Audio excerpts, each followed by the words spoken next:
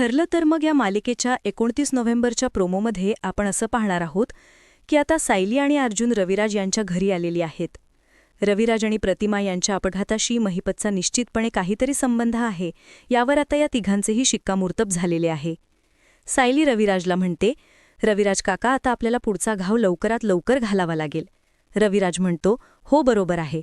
महिपतसारखी माणसं कोणाला घाबरत नाहीत, पण चुका मात्र नक्की करू शकतात. तिकडे जंगलात महिपतनं प्रियाला बोलावले आहे.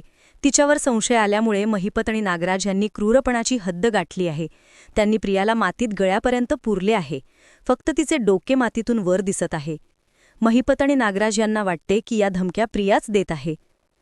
प्रिया ओरडून त्यांना समजावण्याचा प्रयत्न करते, मी तुम्हाला कोणत्याही धमक्या दिलेल्या नाहीयेत आणि तुम्ही पुढचा मागचा विचार न करता मला इथे आणून मला मारण्याचा प्रयत्न करत आहात. पण याचा काहीही उपयोग होणार नाही, कारण या धमक्या मी देत नाहीये. रविराजला विचारून अर्जुन आपल्या पुढील योजनेची दिशा स्पष्ट करतो.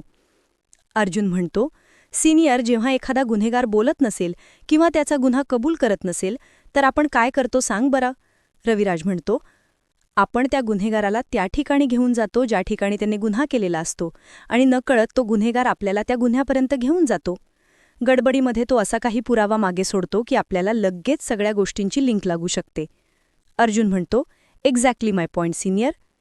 यावरून स्पष्ट होते की आता अर्जुन महिपत शिखरेला थेट गुन्ह्याच्या ठिकाणी घेऊन जाण्याचा आणि नकळतपणे पुरावे गोळा करण्याचा मास्टर प्लॅन करणार आहे.